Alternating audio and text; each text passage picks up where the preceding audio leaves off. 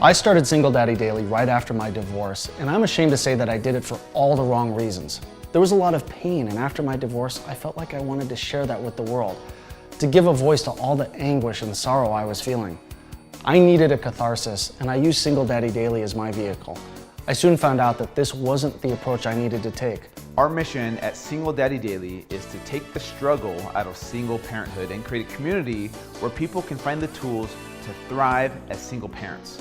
Strong, resilient, happy kids is always the goal as parents, a goal that can become more challenging when facing parenthood alone or in a blended family.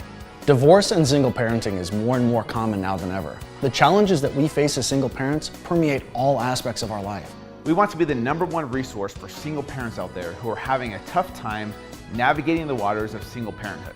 We cover everything from parenting strategies to dating after divorce, finding love after divorce, and creating a new blended family. Divorce can rob us of those feelings of acceptance, and it took me a while after my divorce to learn to love and accept myself. To be honest, some days I still struggle with that. We all do. Single Daddy Daily is still my place of catharsis, but now it's from a place of love and not anger. Hurt people hurt people. That's why the cycle of hate and hurt continue to live on unless we are the change as parents first that this world needs. We are here for you, and this is what this community is all about. Don't just survive, thrive. The Single Daddy Daily way. We are a movement, we are a tide, and we are rising. All right, Kirsten Cobabe. Did I say that right? Got it. Welcome to Single Daddy Daily. Thank you. So you're a single dad. I'm totally kidding. Yes, single dad here. Yeah, just kidding. Can I just get the obvious joke out of the way? Like, so Yeah. you're today's Cobabe? Yes. Yes. Okay. I had to do one, and then that's it. That's such a cool last name. I've never heard that name It's before. the best. So, I yeah. lucked out. Kirsten Cobabe. Yeah. That's awesome. Well, welcome to Single Daddy Daily. Thank you. It's an honor to have you on. It really is. And I'm so glad we found you. One, because your website, Raising Unicorns, that just says enough about her right there. You know? So, no, seriously, thank you so much for being on the show. And we hope you know what you're in for. You know what we're about, I right? know what you Okay, guys cool. are Just about. make I sure. did my research. Okay, I good. talked to Katya. And yet you're still here. I'm here. Yeah, I know. exactly. So we're going to talk a lot about mental health, and I think we should start by evaluating yours. Sure. Yeah, exactly. So what do you when people ask, like, what do you do for a living? What do you tell them? So I have been a social worker for many years. I've also worked with families and young people for 20 years. Technically, I'm a coach. I used to work as a therapist, and now I work more as a guide, a mentor, a coach, or a counselor, rather than fully in the diagnosis therapy world. I loved it. It was amazing, and I decided to step out of it mostly for the flexibility and to better serve what I'm seeing happen with young people right now. Which Yeah. is what exactly? Rise in anxiety, rise in depression, rise in suicide, rise in hating school, struggles connecting, feeling connected to the world around them, to themselves. And so in the world of therapy, it was more about diagnosing a problem, which is fine. I have a coach and I have a therapist. There's a place for all of this. Yeah.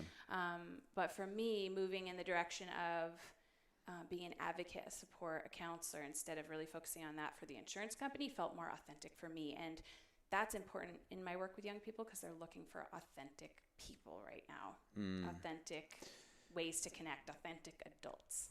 That's interesting because we talked about this before we started shooting. Was working with people to change them versus working with them to be with them. Talk to us about why you came up with that approach and what the difference is. Yeah, well, in my training, so I have a master's in social work, and one of the most important pieces of that time when I was in internships and had a lot of guides myself was learning about the stages of change. So there's, I think, 5 of them, and a lot of people are pre-contemplative about change. And this even probably makes sense for the work you guys do. Yeah. If someone wants to lose weight but they're not ready, they're pre-contemplative or they're contemplative. They're not like action-oriented. So we've got to figure out where this person is and meet them there rather than dragging them along or pulling them somewhere just because we want them to be there, especially for young people, especially for teenagers. So it's like, where are they? If they're not interested in change, you really just focus on connecting and building the relationship, which we do anyway in any stage of change, but especially that, if someone's not ready or they're having a hard time, we really have to just build the rapport and not pull them anywhere or try to make things different. Just meet them exactly where they are. That's the only place to start anyway. That's being present. That's being in the moment. And that does I'm sorry, in what most was cases. It's hard in this culture. Should we Where repeat all everything that? around us is Yeah. pulling us out of it. But do you see that eventually leading to change? Instead of going Every in with like, time. I want to change you versus like, hey, just be with them. And then they kind of learn how to change by themselves through that. Absolutely. Being Every present single with them. time. Okay. Yep. It has not failed once.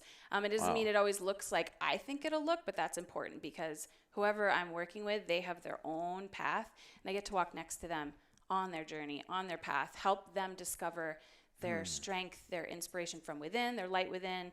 We can't give this to anybody else. You know, you guys know this too, I think. And so I see it work over and over again. Sometimes it's in a month, sometimes it's 10 months. And again, it doesn't always look exactly how we think, but it helps this person be able to blossom and to unfold into who they really are if they know someone's like got their back, basically. Okay, that makes perfect sense, and I love that approach. You know, for me, it feels more human.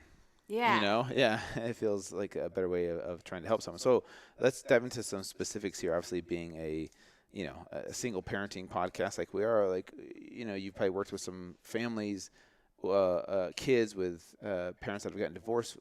What have you seen? What mistakes do people make when they go through a divorce and the kids end up suffering the most? Yeah, of course. You know, we see in all households, you know, the children are the like embodied of whatever's out of balance. They're going to express it. They're going to show it. They don't have the same kind of walls that we do, or like they don't know that, okay, I have to like turn on the happy face today and get through the day. They're just like, this is what's happening.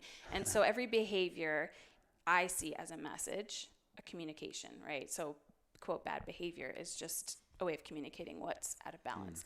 So one of the mistakes that I see, I don't know if I call it a mistake, I think it's just how we've all grown up. We all had our own childhoods with our own parents. And this old parenting paradigm is really like, you got to behave good. Here's what's right and wrong. You know, this is just the way. Instead of really opening Because I up, said so. Because I said so, right? Because All I'm of the that. parent. Exactly. Have you said that? I don't say it very often if I have said it, to be honest with you, because I'm not like that. Yeah. You know, No, but that's a pattern, right? I caught Yes. myself and I said it, and I'm like, my dad. oh my god! I had that moment where like just the universe just like blew up. Yeah. Like, no. Exactly. You know, as we all collectively connect and our consciousness grows, like we're seeing this stuff. We're able to be okay with. We can love our parents within whatever happened. We can forgive them for they did the best they could. You know, they were coming out of their parents' paradigm into theirs, and now you guys and all of us are in this new one where our eyes are more open. The kids are actively showing us what's up, and you know, allowing more space for young people to share what it's like for them, rather than feeling like we have to have the answers. I think is a really important piece. So often we want to fix things naturally. Yes.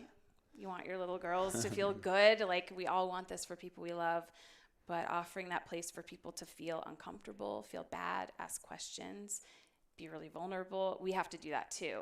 And as the adults, obviously we have to like create that environment so they know that it's here. Yeah. I'd actually like to talk about a specific on this one. I've noticed that my daughter, when she gets upset, she's like, she doesn't want anyone around her. And I don't know if I feel like she ever really kind of deals with what's bothering her. And it takes her a while, so she'll kind of just go away and she'll be upset. And you know, I try to pull her out of that and give her that space. But I would love to get some tips on, like, she has a bad day. Something's clearly bothering her. Like, how do I pull her from that isolationism that she creates for herself and allow her the space to be sad, to be upset, but then still communicate? And this is one of the things, like, I've tried every trick that I can think of, including ice cream sandwiches. And like, at this point now, I'm just worried I'm going to give her diabetes.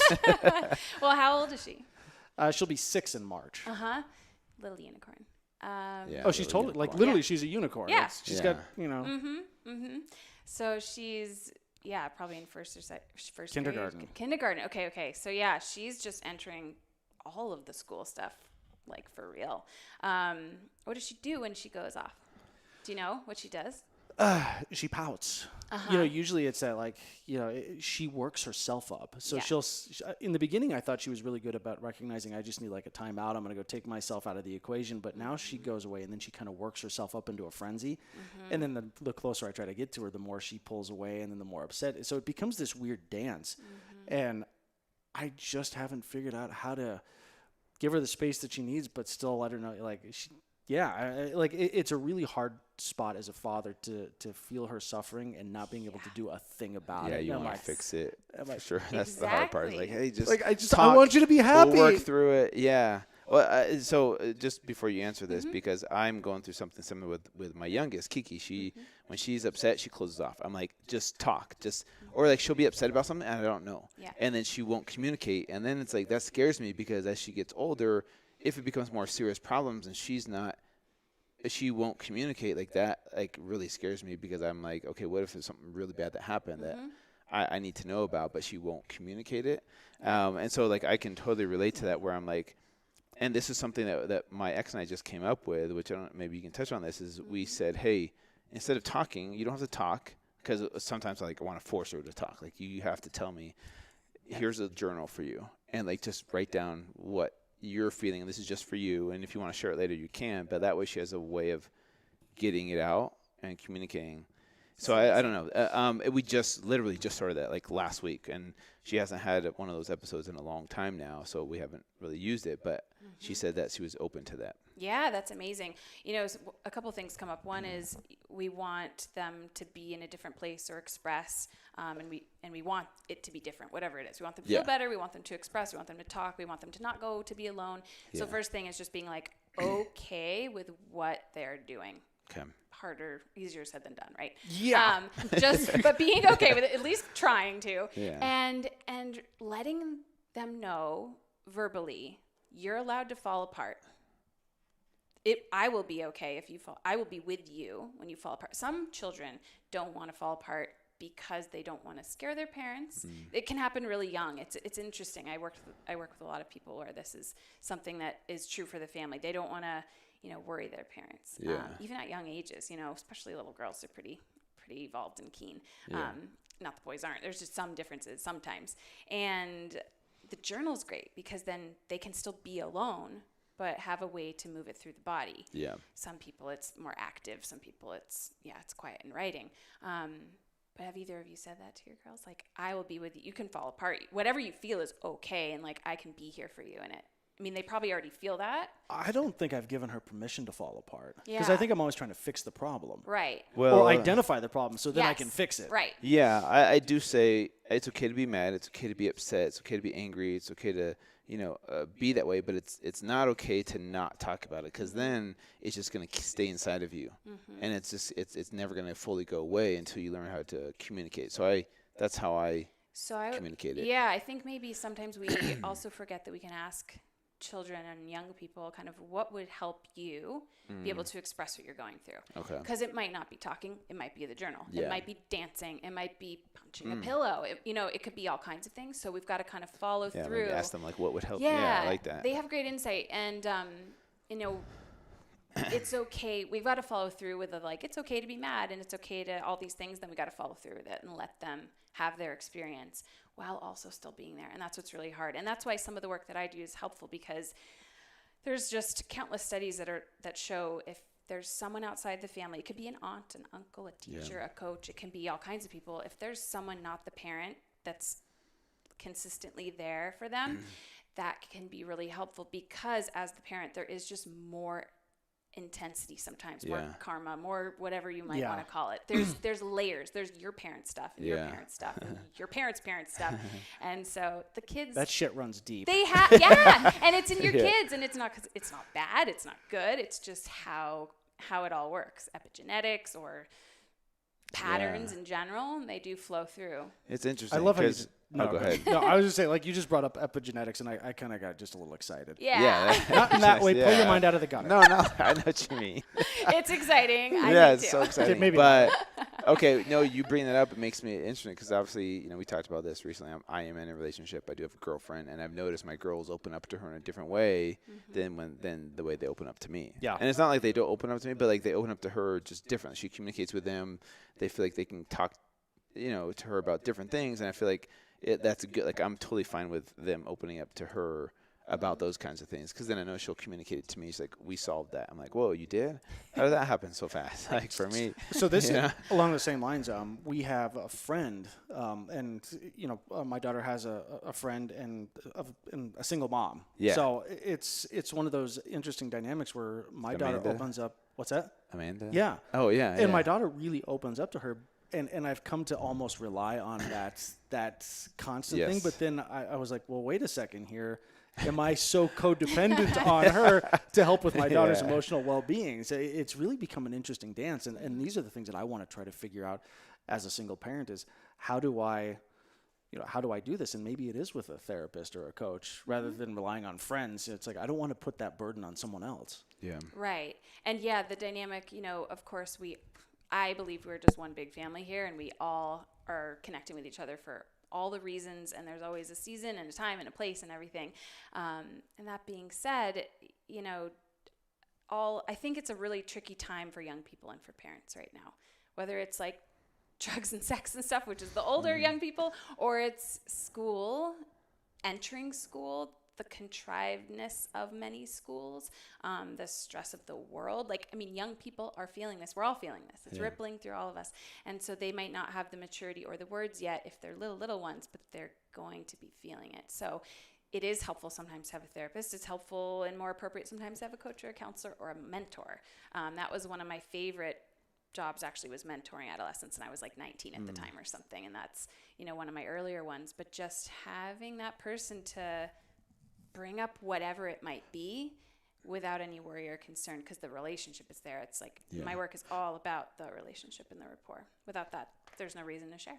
So let's talk about that for someone that's like, okay, I hear what you're saying.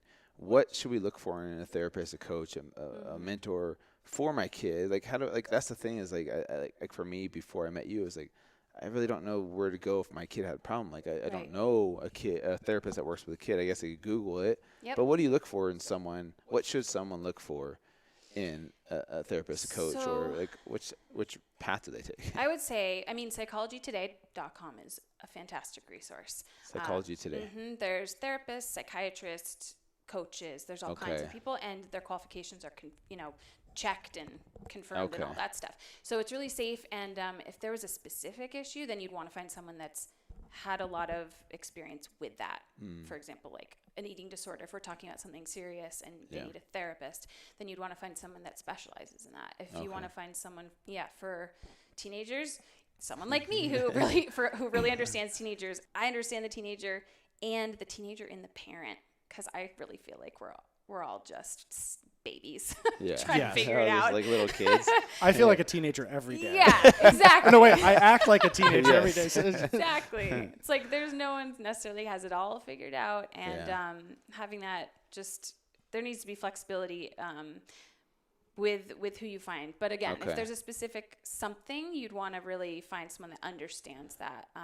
And that your kid likes. That is the most important piece. Children need to feel like they trust this person. They can talk to this person gets them, and they like them. If they don't, they're not going to want to come. They're not going to want to go. That's so to true. The session. That's hard. It'll be another problem. I know, that's so hard. It's like dating someone. Problem. It's like dating someone. Like, okay, are my kids gonna like this person? Are they gonna like my kids? Totally. Like, and you're investing money in it too. So it's like, okay, well, what's the best? How do I help my kid the best way possible? Like, how do I know if this person is worth the money? And like, do you give them like 3 sessions? Like, I definitely try it out. And I do this when I've looked for help and support for myself, because I really feel like we all benefit from this. You interview them. Okay. And you with young people and children, you ask, like, how did that feel for you? What do you think about going back? At any point in time, we can stop. Just having that ability for them to have some control, say in it, and, have their own opinion about it is really important. Do you advise parents to go there, to be there in the session with the kids so that, like, you can kind of chime in? Or do you just kind of let the kid do their own thing and then come back and report to you about what they felt? Like, is it important for the parent to be present there in those sessions? I really appreciate connecting with the parent first and getting their insight, and then letting them know my style, just so they have an understanding, because I work a little bit differently than some other people. But then the child having their own time to feel it out is really, really important. And then they actually get to talk about it together. How mom or dad or stepdad or whoever, caregiver, caretaker, what they think, what the child thinks. And then I'm just there to check back in with both of them. So, and you know, alone time with both is important. And usually the kids are more comfortable alone. Yeah. But some kids need a little bit more time with their parent being present, depending on what's going on. Gotcha. Yeah. So you kind of touched a little bit on some of the issues that everyone seems to be facing, right? And whether that's younger kids, teenagers, adults, but talk a little bit more specifically about some of the challenges that teenagers are facing, and that's obviously the people that you work with. And, you know, do you see things with divorced kids? Do you see things, I mean, you know, like what are really the challenges that we should be looking out for? And I think as you're seeing these, and we've got listeners with kids our age, or we've got listeners with teenagers, is how do we maybe address some of those before they become major issues as teenagers? Yeah. That's huge. And that came up even when you asked that question. It's like, how do we, not that we can prevent everything, and of course we know that challenges build resilience and all these things, so we don't want to be super sheltering, but I think one of the most important issues right now is technology and the kind of battle debate that's going on. It's become such like a hot, uncomfortable, tricky, frustrating problem in a lot of homes. Oh, it's hugely frustrating. Yeah. For parents and for kids, like it's just this kind of a nightmare right now. Yeah. That's one of the most important and tricky topics that I come across. I actually have a free guide all about how to talk to your kids about social media. I'm an advocate for actually engaging young people early with technology, but in safe ways. So like not necessarily getting on Instagram at age 6, but maybe being in a group chat with with family members so that they learn what's socially appropriate, what's acceptable, what you can say, how to engage with a group digitally. That's cool. Because this is going to be, I mean, it's not going It's not going anywhere. So we've got to really be like, okay, let go of our nostalgic childhoods that we have, or whatever vision we have of what's I want a better. rotary phone. Right, exactly. Like, I think this is one of the hardest things about moving forward, especially with technology, is that, you know, it's scary because there's people you don't want your kids talking to online, and those things are valid. So it's like, let's get comfortable with being in a digital discussion group and talking about that and just seeing what comes up, if anything. Also, the more we say these things are wrong and bad and shouldn't be engaged in, the more they're like a drug, which is what everyone is saying technology is a drug. And of course, it can have, like anything, an addictive nature, or if a person's more prone to that, or feeling disconnected, they're going to want to really dive in hard to something like, whatever, social media. YouTube. So, like YouTube. I freaking hate YouTube. Right. By the way, make sure to follow us on YouTube for the latest updates of Single Daddy Daily. I hate YouTube, but watch it. Watch us. Definitely watch it. Yeah. No, I like that. That's it. And we've talked a lot about this, but as busy single parents, sometimes YouTube can become a babysitter. Totally. And I hate that. Like, I really hate that. But there are times like, I've got to be on this call. I've got to do this work. I've got to get something done. Yeah. And, it's like, it's easy. So then the guilt's there, right? Oh, right? I feel right. wholly guilty about it. And then when they want this on their own time, it's like, no, because no longer are you in control, right? And you're like, shoot, I've created this monster, this pattern, this habit, whatever you want to call it, and then you feel guilty, and then it's like this cycle. So it's really like, let's just be open about this. Let's like get on YouTube together. Let's start this chat thing. That was that's what I found works really good. Is like, hey, they're gonna be on their phones. Like, I'm gonna take 5 to 10 minutes just to be, hey, let's watch this together. Yeah. Like, oh, that's so funny, or What like, are you oh, into? this is exactly. Like, and to make sure, like, find out what they're into and what they're watching. But then also, like, that's the way you can connect with them versus like, hey, turn that stupid device off. It's gonna melt your brain. Exactly. You know, like, hey, let's do this together. Let's have fun together, and that way it's more involved. And that's what I found recently. This is so funny. We're talking about this. Is like TikTok is super popular. Like, that's the new thing. My girls love it almost as much as YouTube, if not more than YouTube, because it's quick little videos. But what I found is like, hey, let's create a video together, and like they help plan it out, they help produce it, like hey, you do this, or that's, and like they know more about the app than I do. Totally. And but we have a fun time like creating funny videos, you know, and like that's the way we can kind of bond. Absolutely. You know? When does the avocado song come out? The avocado, peel the avocado, and guacamole. That one's coming out soon. Okay. We got to get our Soon. costumes for that, so be on the lookout That'll for be that. on YouTube, by the way. I like this soon. Yeah. Yeah, like this podcast. It'll come out soon. Dropping soon. Dropping soon. Yeah, all this stuff really connects to, it's all about the relationship. How do we keep our relationship strong with the people that we love in our lives, the children in our lives?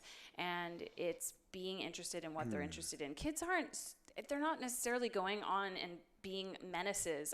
However, we do want to make sure that they know what's appropriate and what's not. That's why we have to learn. And that's what this age is all about, learning how to engage, learning how to play, learning what's appropriate, learning what's not safe, learning what is safe. Yeah. And they can't do it necessarily by themselves, although we do want to offer, they need to have their own, especially as they get older, ability to create their own identity. Yeah. That's more like not 6-year-olds necessarily, but. So one thing that just came up as an idea, I want to get your thoughts on this, is what about setting up some kind of digital chat or Marco Polo with your ex and the kid? Like that way you're kind of combining, like I think that would be fascinating. Yeah. It's a great social experiment. Yeah, well, we've kind of used those platforms before, where my girls will use my phone to call her, or vice versa. Or they'll send her a text message on my phone, like to her, and they'll say like from Kiki or from Kalea with a heart, and then that way they can communicate with her. But yeah, I think that's a great idea to be able to talk between. Because now you're opening up communication, healthy communication with both parents and the kid. Yes, exactly. Holding everyone accountable too, because it's all right here in this container, right? Because divorce isn't necessarily bad. It's not wrong. It's not bad. That's a way that we've learned about it, and it feels yucky and uncomfortable, but it doesn't have to be all bad, and it's okay if it does feel bad. But in those situations, it can be like, hey, here now. I mean, this is just healthy communication. This is a new dynamic in our family, and not again to skip over any pain or say that it's not painful, but you can, rather than it being secret behind doors, parents are fighting over here and we know nothing about it, as the children, everyone's together in it. Yeah. What are some things you've seen specifically with divorce and kids, and like, kids' perception of divorce being bad because their mommy and daddy are breaking up? Like, how do you help kids change their perception of divorce, especially if they see their mom and dad fighting and they see their mom and dad miserable, where it does look like a bad thing to them in that moment? Like, how do you talk with them and help them? One way is even just checking in and letting them know whatever they're feeling is fine. Any questions they have are okay. It's all okay. Like no taboo anything. Whatever the wonders are, whatever the fears are, like we can talk about them if you want, That's one way to look at it. And again, letting them have that experience, they can feel however they want about it, and accepting that as the parent, not wanting to make it better, not wanting to make it anything that it's not. Yeah. Is really important. I think that's hard because sometimes we're like, oh, they're sad about it. Let's like take them to Chuck E. Cheese, or let's pamper them with ice cream sandwiches, or it's like that's really hard because like, oh, I just want you to be happy, right? And I'm the one who made you miserable. That's kind of the way we think total about it. Guilt. Like I feel like that has been the hardest challenge for me post-divorce, is to get rid of that guilt. Yeah. And every time she's upset, I'm like, oh, it's my fault. It's my fault. Let me see if I can fix it. Yeah. And then I start fixing it with things that I absolutely know are wrong. I'm like, right. Exactly. And then there's more guilt. Yeah. I'm like, I just gave my kid I'm a nutritionist. I know what an ice cream sandwich is doing to her. I'm like, have an ice cream sandwich. That makes you temporarily happy. Totally. Yeah. And talk then, about now, drugs. Yeah, exactly. And now I've attached happiness to sugar. I'm like, I walk out of the room and I'm like, I want to go eat cornflakes afterwards. Cornflakes. Did you hear this story? I got to bring this back. We got to bring this up on another episode. Go ahead, tell her. So it's Joseph Kellogg. I think it was John. John Kellogg, the founder of Kellogg, in 1897. I'm probably botching the dates. Yeah, way off, but we're close. 1878. See the other podcast with Julie Freed for the exact dates. It's on YouTube. But he invented cornflakes with the idea that they were so bland it would stop people from masturbating. Ah. Yeah, that was his theory back then. That was his theory. And I so much shame in this. Yeah, so many stories. Yeah, like, cornflakes and masturbation. Like, yeah, of it makes course. perfect sense. Makes perfect sense. So boring. I'm eating this food. I don't even want to masturbate. to have any That excitement speaks to in my that life. time too of like what was right and wrong Yeah. or whatever, Yeah. religion or who knows. Yeah. I mean, think of all that's wrong with that. It's So anti-masturbation and pro-carb. Totally. And it's so Totally. bad. Exactly. But the joke was that I like Captain Crunch. yeah, right. Which makes you want to masturbate, right? Because so happy exciting. feelings, sugar. Yeah, Yeah. exactly. No, See? the key is to moving through the guilt is feeling it. Yeah. And like It's being not able very Okay, exciting. what is another trick for guys. that? I don't want to feel that. or Sitting drink. in the Or drink a lot. Right, exactly. Or Drinking, masturbate a lot. masturbating, smoking. Distract yourself with. That's a hard one as a parent because you're is. like, you feel the guilt and you feel bad about what happened, and now the person you love the most because you're divorced is suffering, and they're a little child and they're innocent. Why should they have to suffer because of you? You know, and that's really, really, really hard to be comfortable. Like, hey, sorry, kid, my fault. I feel bad about it, but I'm just gonna sit here and feel it. You know, that's really hard to do. Like, Yeah. that's. They're But luckily, feeling it, though, luckily, I feel like I'm in a place where I'm not in that place anymore. I don't tell myself those stories, but I get why people can get stuck there. Of course, we're all like suckers for feeling better. That's like, I mean, all of us. We're here having these experiences. I think it was Deepak Chopra that was like, we're all addicted to experience. That's why we're here. Yeah. And also, we in this culture, especially, we're disconnected from whatever you want to call it, source, God, things like this, nature, and trying to find this connection elsewhere. And when we do feel so crappy, we're looking just to feel better, and the faster the better, whether it's the pills or the you know, Ice cream sandwiches. ice cream sandwiches. They work really well. Yeah, they do. There's a reason this happens. Plus, sugar is like, you know, the human being. We love sugar. It kept us alive way back when. Yeah, when we were running from saber When we were moving around a lot. Exactly. Yeah, they had ice cream sandwiches back then, right? That's that fight or flight thing too. That's the other piece of this. So many of us are just in that all the time, whether it's just constant emails, driving around, traffic, pollution, struggles at school, kids are upset, divorces. It's just like boom, boom, boom. Oh, it's boom. sympathetic, parasympathetic all day Constant. long. And like, Constant. and like we look at it from the brain, you know, the parasympathetic response is to flood your system with large quantities of acetylcholine to return yourself to homeostasis. Like cognitive decline is at such a a high level simply because we have no choline left in our brain for nerve conduction, velocity, cell-to-cell communication. It's like we're all walking around like, Yeah, totally. You're It's speaking true. my husband's It's so language true. right now. I geek out. All that. sometimes. No, my husband too. You guys would just sync up. It's true. All that stuff. Yeah. Sorry, quick question. Yeah. Because I want to talk about teenagers. Because I feel like teenagers are a different species sometimes. Yeah. They're not even How do human you- anymore. Yeah, they're so different to deal with. I feel like, man, my teenager version of myself was just like this totally different. Like I feel like they self-sabotage more. They're so much more unmotivated, harder to connect with. You know, they're easy to make fun of people. You know, I just feel like it's a different phase of life. Yeah. Right? Hormones are out of whack. Like they're just going crazy. Yep. How do you work with a teenager versus? I feel like a 10-year-old. Like, luckily, we're in a phase where we can still reason with our daughters and like. You can reason with your daughter? Give I him feel like some I can't. tips. Yeah, but like teenage years, I'm scared because it's like Yeah. I feel like so much peer pressure from friends. Yeah. Like, what have you seen help teenagers So one, phase. just like, you other know, than lock them up in a I cage know. for 4 years? totally dialing it all back. Tase them. I have a great book for anyone who is listening that Okay. wants the full download. It's about this thick, and for Wow. people that can't see my hand, it's like half a foot thick. Okay. And it's called Teen 2.0. It's by Robert Epstein. He's awesome. What happened It's to 1.0? Full.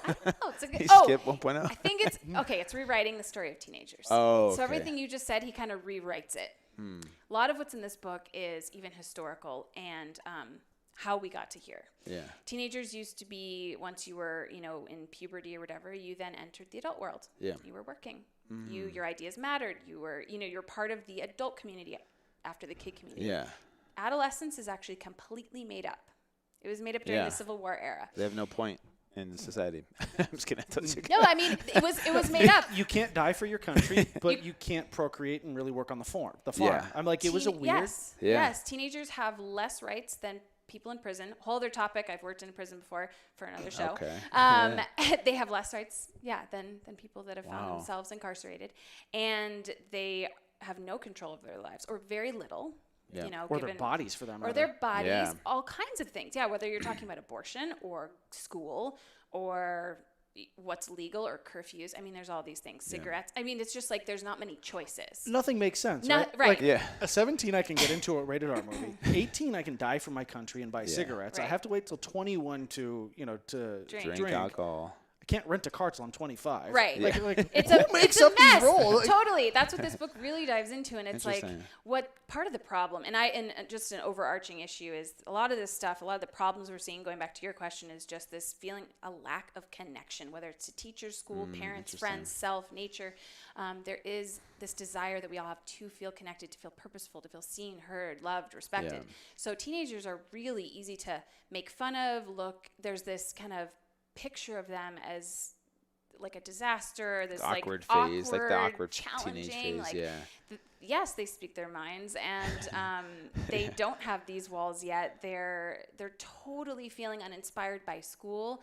This age is actually the most creative, brave, courageous, risk-taking age of humans, right? Like, this is Christopher Columbus, or which is another controversial topic, but it's people that are explorers and trying to find new land. They arguably were like crazy teenagers or had ADHD. Like, when we look at now compared to then, this age is brave. And when they don't have a channel for that bravery and that courage, it turns into risk-taking. Explosive risk-taking, bad choices. And then you're in the system. And then everything sucks even more. So it's natural for this age to be rebellious because they are so brave, curious, creative. And at school, they're like, oh, why am I learning this stuff? And my parents are miserable. Like, they make 40 grand a year and they're miserable. I don't want that. Like, I don't want to follow this train. Like, this train is broken. So that's how I see the bad behaviors, is really just this message of like, can we wake up together? Can we do this differently? And school is a really slow to evolve machine. It's really built for slow. A certain percentage of people it's great for, and a bunch of people it's not good for. And doesn't help them because it's so contrived, because the material isn't meaningful, because their teachers are stressed and not connecting. Because it's not about curiosity anymore. It's about getting the talk best about grade. 40 grand a year. Oh, I mean, man. like, I'm sad that we live in a world where attorneys make 300,000 and teachers make 40. Right. Or less. Oh, like I that don't know. is Less than that's that. Attorneys should not make any money, period. Most of them should be shot in the face. Maybe with like a Nerf gun, but just so that I have the catharsis of being able to shoot an attorney in the face, especially after I get my divorce bills. I can only imagine.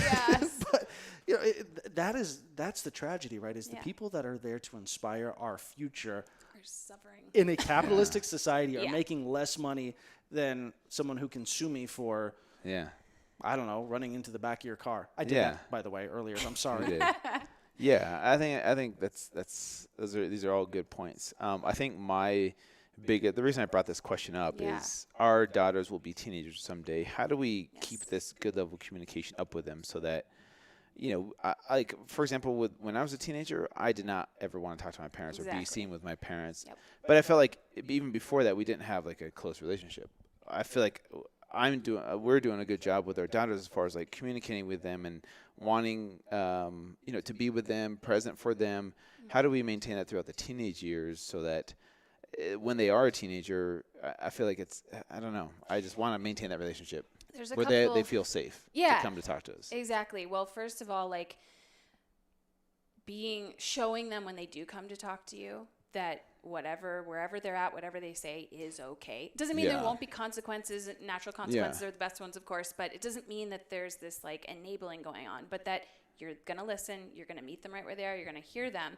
A couple of like the normal things that come up, normal not being a great word. The common examples would be like, I hate school, age 14 or whatever. I freaking hate school. I hate waking up early. Like, ugh. And most Make them go to parents, school anyways. the fear pops in, right? Well, the fear pops in. You're like, oh my God, they're never going to graduate. They're never going to get a job. Oh my God, this is happening. They're a teenager. It's the worst. And really all we need to say is, instead of, too bad, we all got to go to school. We all got to go to work. Like, too bad. We got to just buckle up and go. Being like, oh my gosh, yeah, that sucks. How come? Yeah. I mean, it sounds so simple, and it is hard to get out of certain patterns that we've all grown up with. But when they say things like this, really just being like, thanks for sharing, like, what's going on. They might have a very serious issue going on. Additionally, that age in particular, they need different sleep. Yes. They need to sleep from midnight to 10 a.m. something like this. That's not the sleep teenagers are getting. And it's not because it's actually like scientific, like they need that sleep. Yeah. And so some schools have adopted later starting times, and their kids in general are healthier, happier, just more well. That's so true. So it's very interesting. So these things are going to come up, and you may not be able to change the school system, right? So you just have to be like, wow, yeah, that sucks. Tell me why. And she'll tell you why. And you can just be a support for her in that. Even if you can't change it, talk about what can we do? Can we talk to your teachers? Or I hear you. I wish I could change it. Let's keep talking about it.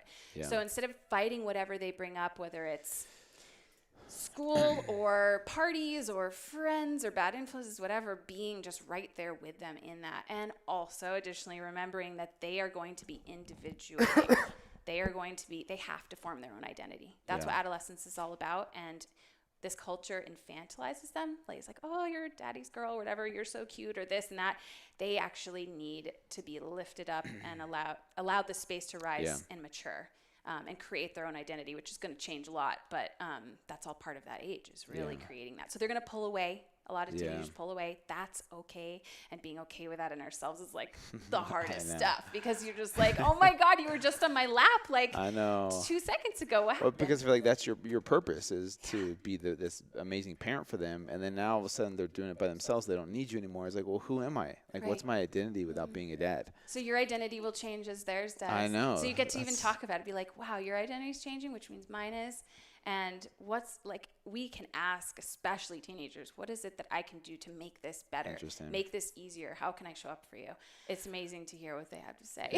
This whole conversation just scared the shit out of me. You're like sweating. I know. Well, what I hear scary. ultimately is in a sense learning how to let go of control, and being okay with that, and like letting what happens, and let it be, instead of like, no, you got to be close to me. You got to stay. You got to think like this and be like this. Don't be your own person. This is the safe path. Right. Which is what our parents try to do. Absolutely.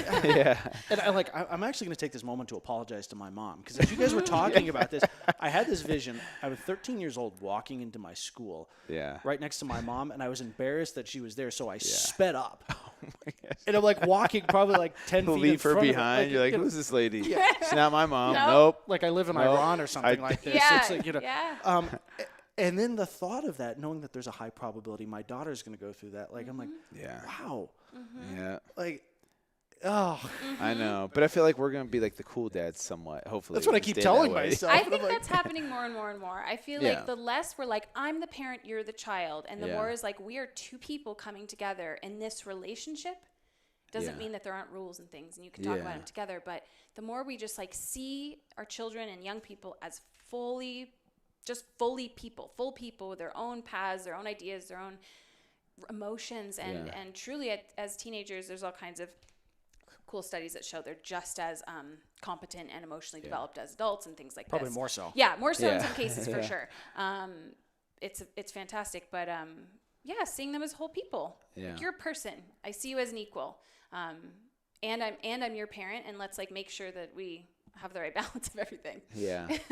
Yeah. Wow, that's such good advice. I'm actually feeling more comfortable now with like, well, I'm gonna keep in touch with you. Yeah, so for like, sure. Hey, what do I do? I'm gonna put you on speed dial. Yeah, exactly. I love it so much, you guys. It's like, I mean, I'm an artist too. That's my passion, but this is my purpose. And to be a bridge for parents and young people is nothing brings me more joy, because it's just another relationship. And the techniques that I work with, they work actually in all relationships, but they work really well with young people. Yeah. And it's just about seeing each other as people again.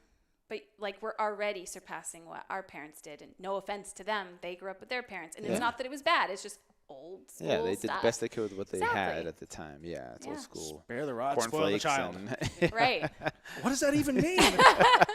Yep. But these unicorns, as we might want to call them, they're teaching us a lot, and we just can listen more, and be okay with all the stuff that doesn't feel okay, or at least not. If we're not okay with it, at least start feeling it. Yeah. Because even that discomfort of like, oh my God, what's it going to look like when they're 13? And then it's like, oh, okay, well, that's okay. I've learned that we suffer 1,000 times more in our head than we do in reality. So that's always comforting for me to know, like, okay, this is worse in my head than it's actually going to be. Yeah, it's going to suck sometimes for sure, but anyways, well, I appreciate you coming on and sharing this. Well, I think we'll have to have you on as a regular, to be totally honest with you, because I feel like we didn't scratch hey, the this, surface. We just my started. daughter's doing this. What do I do in this situation? My pleasure. And honestly, to answer the call of all of our viewers is this type of consistent content, right? Because, we've tackled so many different things, the dating after the divorce, the sex after the divorce, things that I think are simple, but these are the things that kind of keep coming up. So, our lawyers, our therapists, our coaches, this is the content that we need to keep spoon feeding. Yeah. Well, because we'll just have people ask their questions, and we'll have topics for days. That would be great. I mean, I love that so much. I have a course online that's all about how to support your teens. Okay. But I'm going to have another one soon that's about validation, which we could probably spend 3 episodes talking about, just how to validate, how it's different than enabling. But it's really what we talked about. It's being able to be right there. Yeah, different. It is like enabling. the foundation for keeping that relationship strong. Okay, so this was like a great first date. Yes. It was awesome. and then now that we recognize that we want to go on a second date, then we'll be a little bit more structured. Yes, exactly. Sure, if I you like want. that. No, I want a second date. Yeah. I meant more structure, but for sure second date. Okay. I'm like, wow, really? Did I not shower? No. For sure second date and structure if you want it. Okay. Yeah. And questions. Yeah. Wait till you get to the third date. Oh my goodness, I can't wait. He takes his pants off. Oh gosh, that's perfect. All right, ladies and gentlemen, thank you for tuning in to another episode of Single Daddy Daily with your your hosts, Drew Manning. Co-host and co-babe. I was going to say, yes, you did it. No. Sorry, I wasn't sure if you were. I couldn't get it out. Co-babes. Yeah, co-babes. We're all co-babes. They're co-babes. I'm working on it. I'm a 5, they're 10s. Make sure to tune into Single Daddy Daily on iTunes or wherever you subscribe to your podcast. Please give this one a 5-star review. Share this one. A lot of great information, not just for single parents with kids, but for any parents looking to meet the challenges of today's youth, from kids all the way up to teenagers. And I think I took a lot of the stuff out of here, how I'm going to go be a better teenager. Yes, exactly. Go apologize to your mom. Mom, I'm sorry. All right, guys, thank you so much. We'll see you next week. See you guys.